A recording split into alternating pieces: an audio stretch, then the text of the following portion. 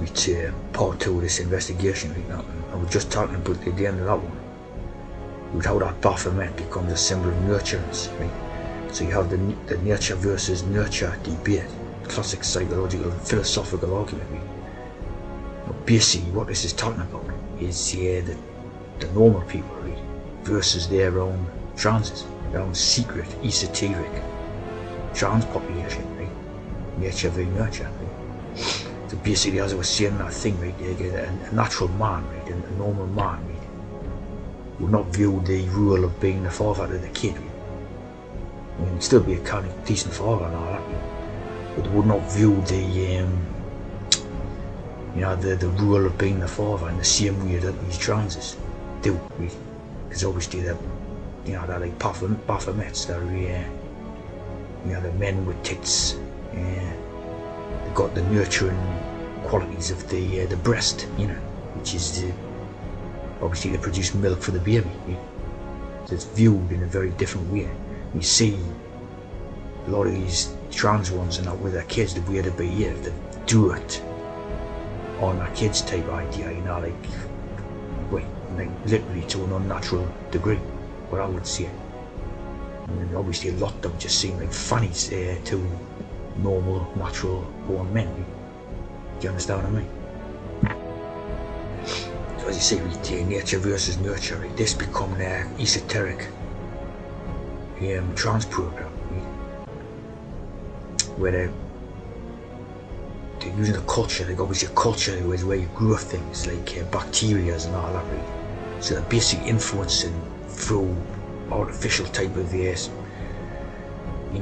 stimuli, sciences and all this, right, to create obviously their own sort of a controlled program, right, of people who belong in this network, right? So you're talking about Masonic, Jews, Islamic, all that, right? They belong in the same grouping, right? And the ones who aren't in that grouping is the natural born people, right? So it's all the stuff is basically a con, right? To keep esoteric hidden, right, against the natural people. Here's no interesting piece, right? Accent. Again, I've noticed a lot of these regional accents, the regional accents seem to be dying out. And more of like a generic type of, just a normal, like a more poshish, like some of the younger kids are more posh now. Even in the sort of, like the traditionally rough areas or stuff like that, they're more poshish now. They're not, I won't say they were posh, but what I mean, they're more poshish. They've been encouraged to lose the regional accents. That obviously was a big part of the our countries. Our countries not had the regional accents. These are basically being eliminated, purposefully eliminated by their program, right? Obviously multiculturalism becomes on the side of this nurture as well. Obviously nature is the people who grew in the own country, and obviously multiculturalism comes in on the side of nurture. Obviously, when you're talking about multiculturalism and culture, as in growing things, bacteria and yogurts and all that, basically you're talking about a metaphor which is gardening, right? Cultivate the land, right? And of course, till. Of course, now you have the Garden of Eden, right? And of course, a cult, like you talk about the Freemasonry and Islam as a cult, right?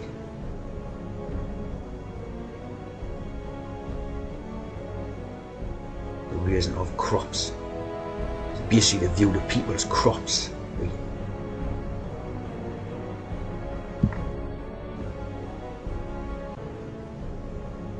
So the Garden of Eden, right? Get many codes in it, right? They say this, that Lord God created the first man, Adam, whom he placed in a garden that he planted eastward in Eden, looking eastward.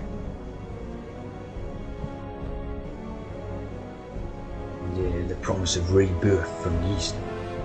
Light dies in the west, and the promise of rebirth from the East. This is their philosophy, the way to view it. Basically, Cain, Tubal Cain, right, is obviously the hero of the Freemasonry. He was a tiller of the soil, which means a cultivator.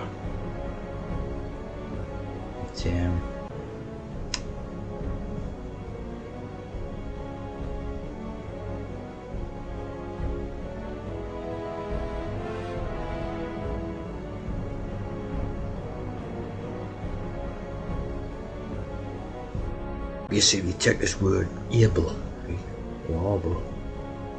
There's a lot of codes in that, right, as we know they use esoteric stuff, right, to Bella, right, means white. Now, Cain killed Abel, right? So you're talking about a cultivationist idea and a multiculturalist idea, right? You're talking about Cain, who then went east of Eden or something.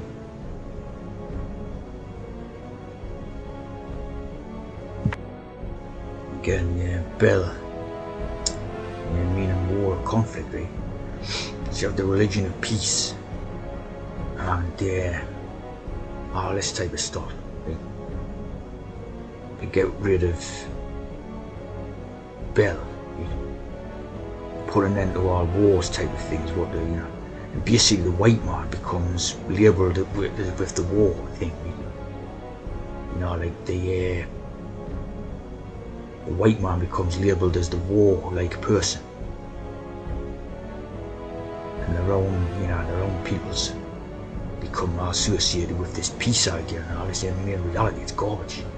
It's garbage, but that's their perspective on it, right?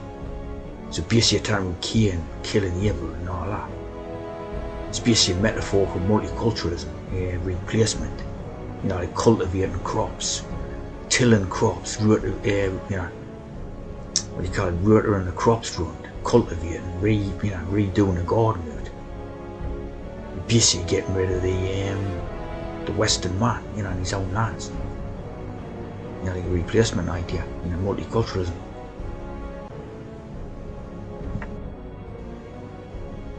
Again, this thing, east of Eden, the 33.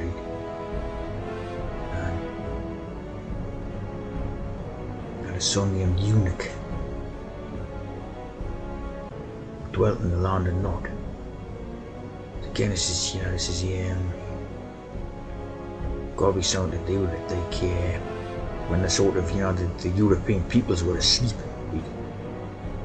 that's when it started the multiculturalism, filling that place up with these foreigners. And of course, no one knew because everyone was like asleep, like Nod. This is a plan what they're definitely following, multiculturalist takeover and elimination of the white peoples basically in their own lands. See this phrase, right, whittled down, right? Notice the white idea in that, right? Gradually reduce the size, number, or screw up by removing small parts or elements over time. Again, this is exactly what they're doing with a multiculturalist strategy. Whittling down, right? Smaller or fewer, gradually. We've been doing it for quite a long time now, and obviously the showings are taking place now where people can actually see and feel like this process going on. Right? So it's like a gradual elimination. Right? Even their own Masonics will eventually be introduced into this, right? Where once they've eliminated the non-Masonic, they start on the actual ones who are in the Masonic, of the white variety in that. And start whittling down until it's like only a few left. Like that Highlander thing, there could be only one little family or something left.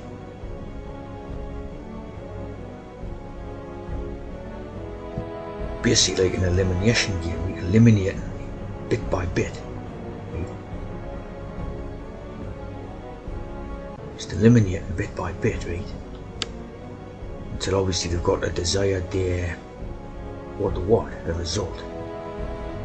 And then once that's achieved, then starting the next phase, which is eliminating the ones that have actually got in the desired result. You see what I mean? So it's like, yeah, if you play a ball with them type of thing, you're going to pay a price anyway type of idea. You see what I mean?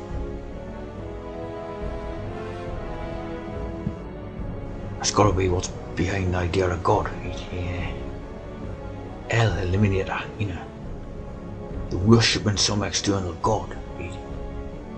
It's like you're giving your powers away to someone else, because remember the prayer thing. It says, "Thy will be done." Thy will be done. Like surely if you're doing a prayer for something, you say like, "Well, let my will be done," you know. But if you're saying, "Let thy will be done," it's like you're giving your powers away to someone else, really. So it's like it's crazy, you know. It's crazy to give your powers away to someone else.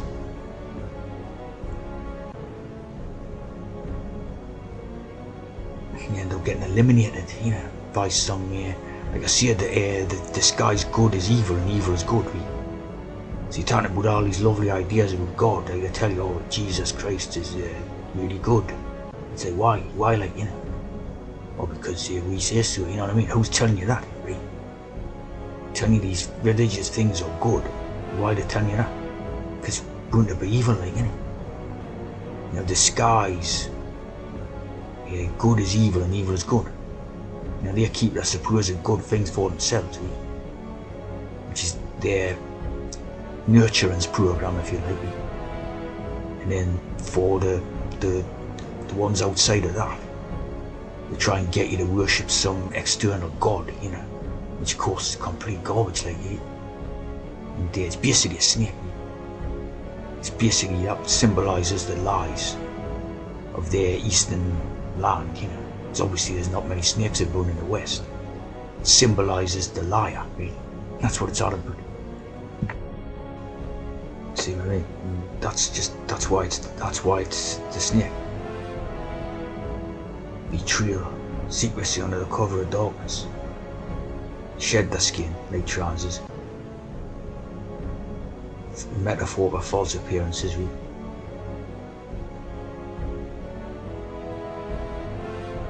Veil of deception. This is why the snake is basically the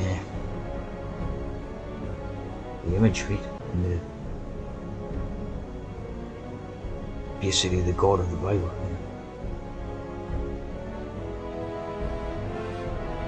A crawling animal, like licking the Masonic, you know, the Masonic thing's based on crawling.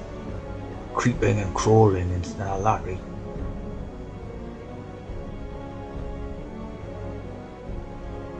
And the serpent is a symbol of death built into our unconscious minds.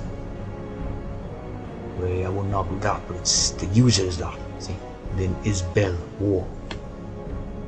So this is why we use these particular metaphors. You see, like, let thy will be done with thy, as in TH. So let thy will be done, you know. Let thy will be done as in the Lord's Prayer. Right? Basically this, become this. And that's the God of your Bible. And I want to try to get you into a Christianity idea. That's it. In actual fact, you know, like, I know for a fact the proper British religion, if you like, before Christianity was the proper one, you know. That was the nature one. This is the nurture one. See, this is the scientific one, the fake belief system. Right? In actual fact, the nature belief system is what was originally about before this. Right? So this is like fairly new. And is a, you know, the serpent idea, you know, it's basically a false belief system. Obviously they claim that Christianity is old as hell and all that, but it's not like, you know what I mean? Those system of belief that was before Christianity come about.